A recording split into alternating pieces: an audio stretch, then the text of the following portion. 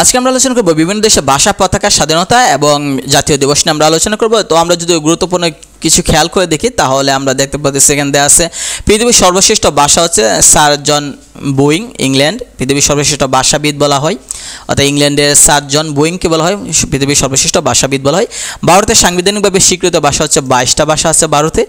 আর যদি আমরা খেয়াল করে দেখি তো বিশ্বের প্রথম লিখন পদ্ধতি হচ্ছে হায়ারোগ্লিফিক্স পদ্ধতি, যেটা খ্রিস্টান এবং ইহুদিদের ধর্মগ্রন্থ আমরা জানি হিব্রু ভাষায়। ভাষা নিয়ে গবেষণা এবং অনুসন্ধানকারী প্রতিষ্ঠান হচ্ছে ইথনোলগ, যেটা ল্যাঙ্গুয়েজ অফ দ্য ওয়ার্ল্ড বলা হয়। ইথনোলগ প্রথম ভাষা বিষয়ক তথ্য প্রকাশ করে 1951 সালে।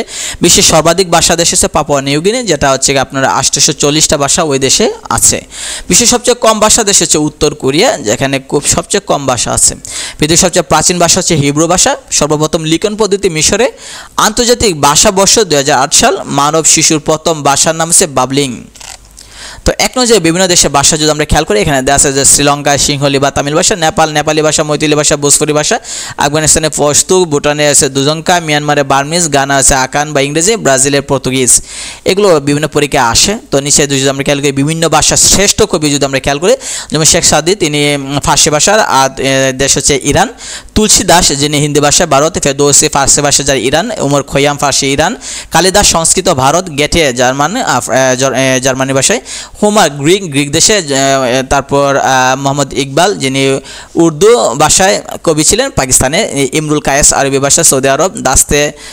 দান্তে বলা হয়, যে রোমান বলা হয় ইতালি।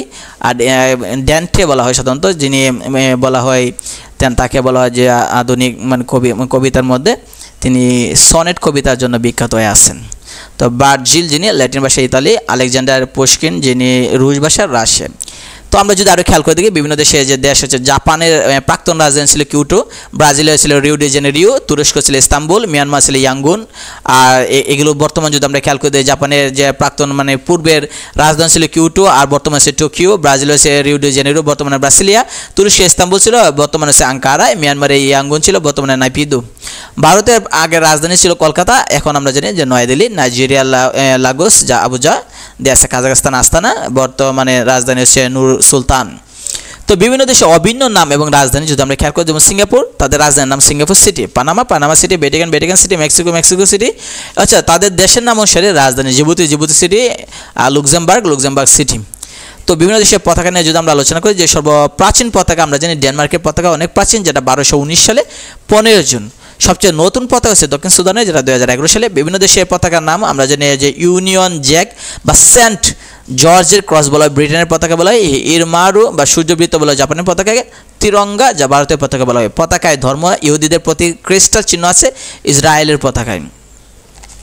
তো আমরা যদি খেয়াল করে দেখি, এদিকে যে পতাকা কালেমা আছে ইরান এবং সৌদি আরবের। ত্রিভুজাকার পতাকা বলা হয় নেপালে, যা চাঁদ ও সূর্য রয়েছে নেপালের পতাকায়। একই সাথে চাঁদ এবং তারা রয়েছে এগুলো এই দেশের পতাকার মধ্যে, যারা আছে Algeria, Azerbaijan, Malaysia, Mauritania, Pakistan, Tunisia, তুরস্ক, সিঙ্গাপুর। তারা আছে, সিঙ্গাপুর আছে 5টা তারা। শুধু চাঁদ আছে মালদ্বীপের পতাকায়। তো আমরা যদি পরবর্তীতে ভিডিওতে আমরা আলোচনা করব বিভিন্ন দেশের স্বাধীনতা এবং উপনিবেশিক নিয়ে আমরা আলোচনা করব।